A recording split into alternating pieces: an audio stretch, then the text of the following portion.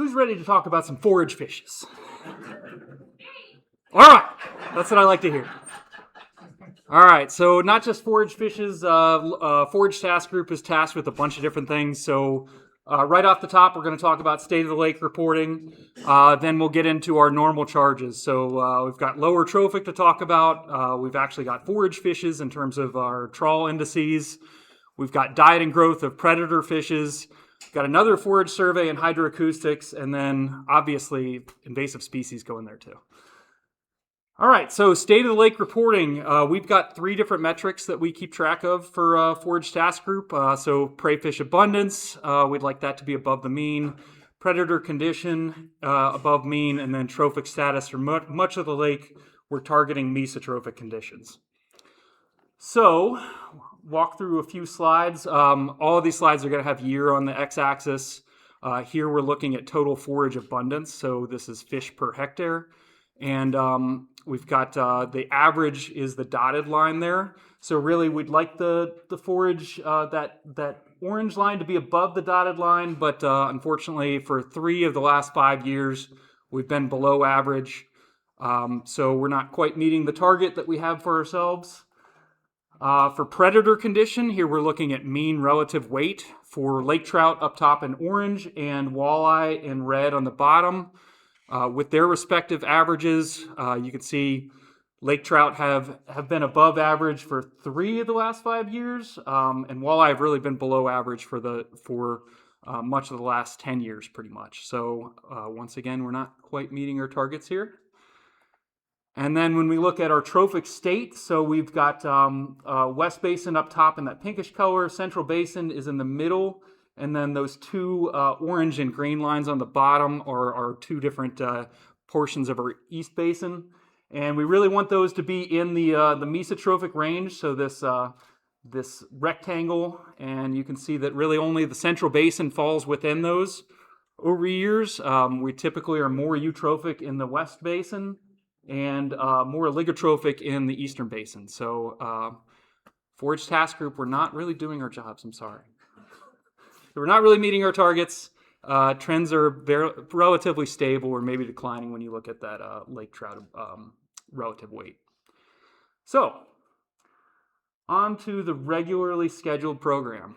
Lower trophic indices. So I kind of skimmed through it, but what we do is we report out, we collect a whole bunch of data, but to make it simple, we report out on a trophic state index. So what that does is it's a number where we rank our transparency or Secchi depths, chlorophyll A, and total phosphorus, and then combine those into one single metric so that it's easy for me to graph. So you get this one number. If it's below 36.5, that's classified as oligotrophic. That's where we're favoring our salmonid fish community, and we have that as a goal for our Eastern Basin offshore. And then as we go up in nutrients, mesotrophic conditions are what we're targeting for everyone's favorite perkids, and we really want that to be the case for the rest of the lake. We really don't want to have a eutrophic or hyper-eutrophic classification. And when we go look at the results for this year, really these haven't changed much over the last few years. So we're meeting targets in our East Offshore and Central Basins, but our East Nearshore and Western Basin are not meeting targets. So not a big change. I did not have to revise my my animation here, so it's the same as last year. For trawl, so got a lot more slides here. Reporting results from 4 different trawl surveys that take place across Lake Erie. So in the West Basin, we have an interagency trawl where Ohio and Ontario we actually can combine our data and come up with one metric for the entire West Basin. We also have a Central Basin trawl done by ODNR, and then in the East Basin, we've got New York DEC does a trawl survey, and then Long Point Bay, the ministry has a survey there as well. So first off, I'm going to run through total forage abundance for each of these trawl surveys, and then we'll look at some species-specific things. So from our interagency survey, again, it's time series on the x-axis, and then on the y, we've got fish abundance. Color coding indicates different forage groups.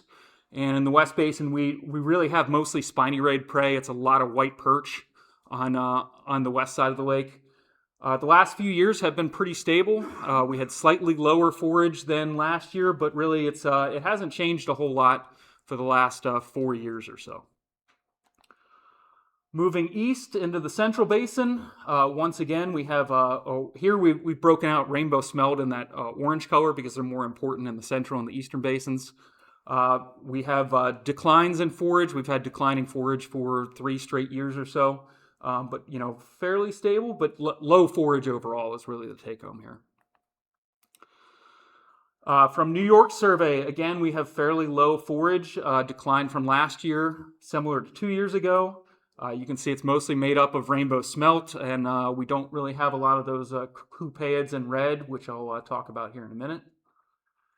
And then in Long Point Bay, we also had pretty low forage overall, so a big decline from last year. But if you look at the time series, it's pretty stable outside of last year.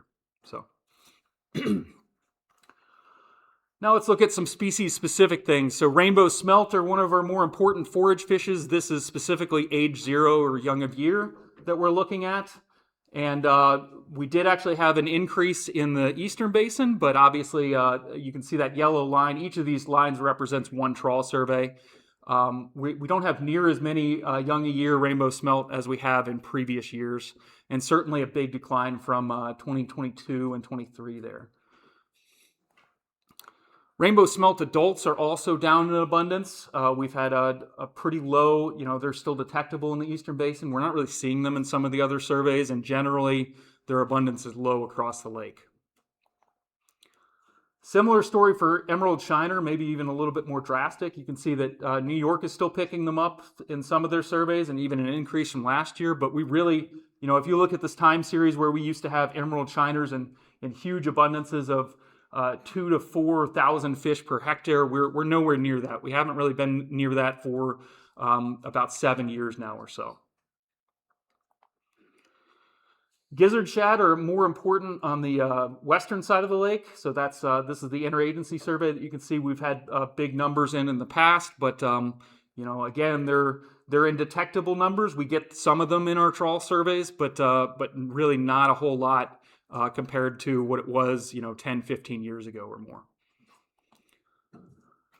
Unfortunately, one of our invasive species is doing just fine. Round goby are lower in abundance than maybe 5 or 10 years ago, but we did see an increase in Long Point Bay, and generally their numbers are a bit higher than might be expected when you look at some of these other species. So if we break this down into a pretty simple report card where we're looking at percentiles, so low percentile meaning it's one of the lower values in the time series, is indicated in red.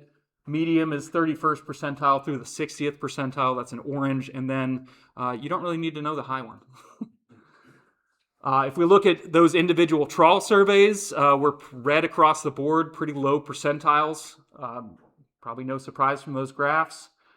And then if we look at our individual forage fishes, emerald shiner is actually in the moderate section, and so is round goby, but really overall we had pretty low forage across the entire lake and across most of our important forage species. You may notice, if you've heard this presentation in the last 2 years, we've talked a fair amount about alewife.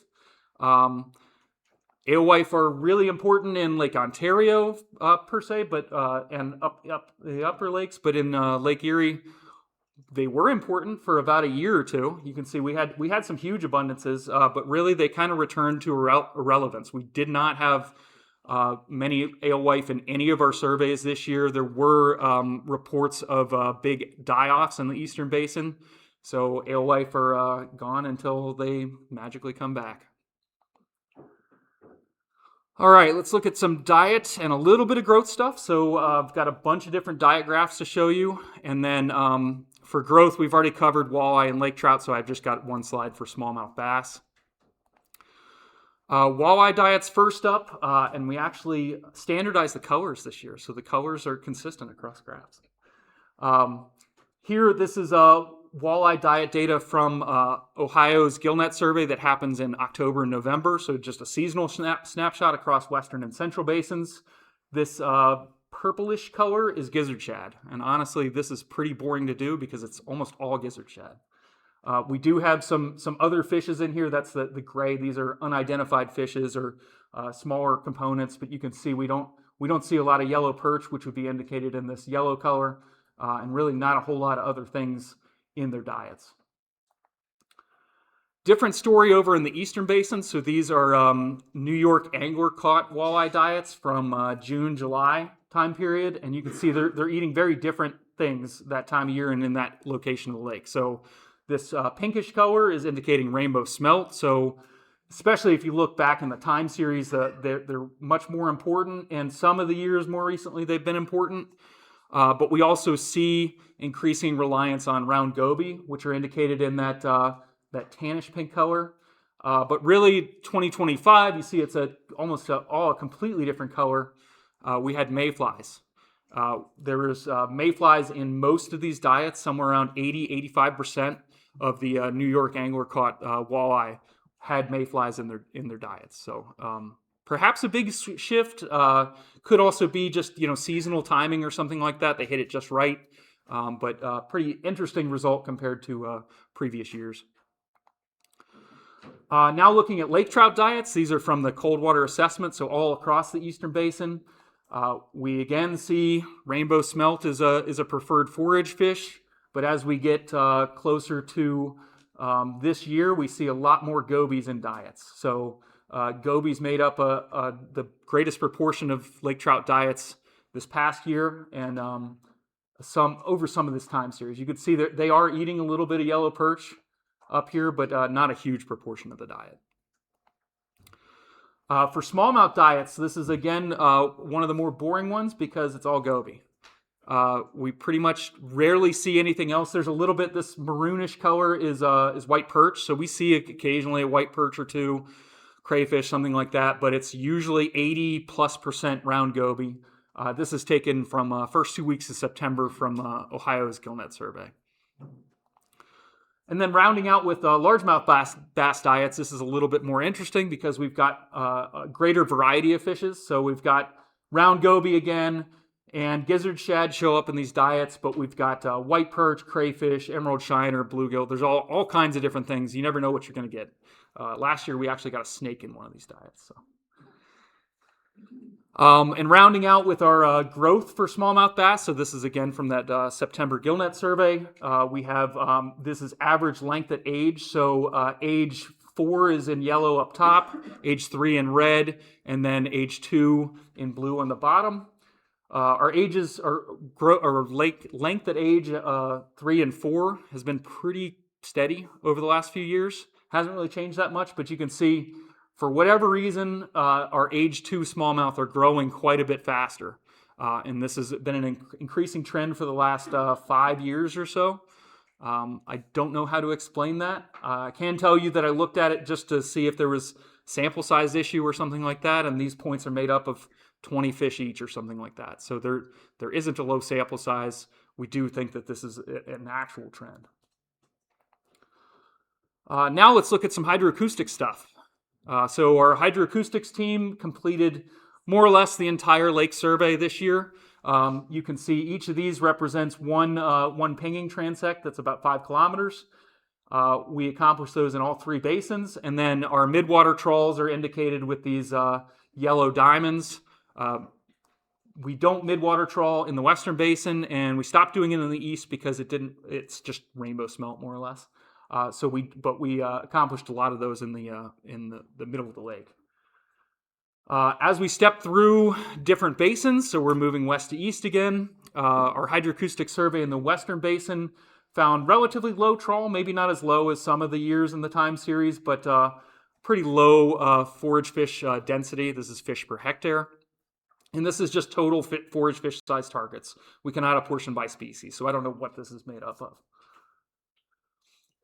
In the central basin, this is once again total forage fish density, and this is actually one of the few surveys where we actually had an increase in forage fish abundance, but you can see, it's an increase from a survey low last year, and really it's low compared to the rest of the time series. And then in the eastern basin, these are specifically adult smelt or age 1+ smelt size targets. Once again, we had pretty low forage, almost the lowest forage that we've seen in this survey. I should note that the survey design changed when this dash line happened, so that may be a little bit of it, but yeah, we didn't see a lot of forage from this survey. Rounding out our hydroacoustics, so obviously not a lot of forage being detected. We're moving towards potentially having a lake-wide forage fish density. These used to be 3 completely separate surveys, and now we've kind of standardized them into more or less one. And we've also been looking into using unmanned aquatic vehicle like the sail drone here to use for our pinging vessel, and then that would free up our time to go out and do midwater trawls, that kind of thing. And our hydroacoustics working group has been doing a lot of work on this. And actually, I don't know how many people were here on Wednesday, but Mark Dufour did an interesting presentation. I'm sure it was interesting. You're always interesting. But hot off the presses, this has been published in the last week or so. This is the actual manuscript that compared the sail drone transects that we ran with our vessels. And the main take home here is that sail drone data are comparable to our crewed vessel data. So sail drone is an option for us in the future. So this is published in Fisheries Research within the last week or two. All right, rounding out invasive species. So our invasive species sampling efforts are led on the U.S. side by Fish and Wildlife Service and on the Canadian side by DFO. So you can see we've got pretty good coverage across the lake. We hit a whole lot of different ports. We're hitting Buffalo Harbor and the Niagara River down there. And then Lake St. Clair had a lot of sampling, St. Clair River, Detroit River, kind of all over the place. Most of this effort, it's probably hard to see the colors, but the blue dots indicate electrofishing surveys. That's what most of this effort is. But in Lake St. Clair, there was a special project along with Michigan DNR that they set a whole bunch of fyke nets that are indicated in this pinkish color. But overall, we've got a lot of sampling effort. Sampling was actually down on the U.S. side because of staffing issues, but they still accomplished a lot of effort, obviously. They collected almost 200,000 fishes, 101 species detected, and 22 of those were non-native. There's really only one, and it's probably not a big worry, but we'll get into that. And then there were a few notable catches of invasives that haven't quite been established yet to go over. So first off with that Midas cichlid or flower horn cichlid, you may have seen this in the aquarium trade. This washed up on a beach in Paynesville Township in the Central Basin. But of course, this is a tropical fish. We don't really think that they're going to establish themselves. It was just something that was notable. So thanks, stakeholder. Our invasive species crew did catch a few rudd. This is an invasive European minnow. This is pretty well established down in the Niagara area, but hasn't really been seen a whole lot throughout the rest of Lake Erie. They captured 4 juveniles at one site in Cleveland Harbor this past year. There have been adults captured in Cleveland Harbor before, but this is very low abundance. Potentially a range expansion from the east, but we did not capture a lot of these individuals. And likewise with three-spined stickleback, this is a species that's established up in Lake Huron. They've been detected in the Detroit River. This is 2022, but they were captured. We captured 8 of these individuals at 3 different sites in May of this past year, and those are all up in the St. Clair River. So this is another potential range expansion of this invasive species, but not huge abundance again. With that, Forage Task Group, obviously I couldn't get all this data together by myself. There's a whole bunch of folks. Arthur Bonsall is my co-chair in Ontario. Unfortunately, he couldn't make it. But, this is very much a group effort, so thank you very much to all the Forage Task Group members. And if you really want to hear more about forage, more than 20 minutes of forage, our report is finished. It should be online very soon, and we go much more into detail on all of these different things. So, in summary, we lost our alewife. Forage is pretty low across all of our surveys. The walleye in the Eastern Basin ate mayflies this past year. slower lake trout growth than we've seen in the past, and maybe some range expansion for invasives. So thank you very much for your time.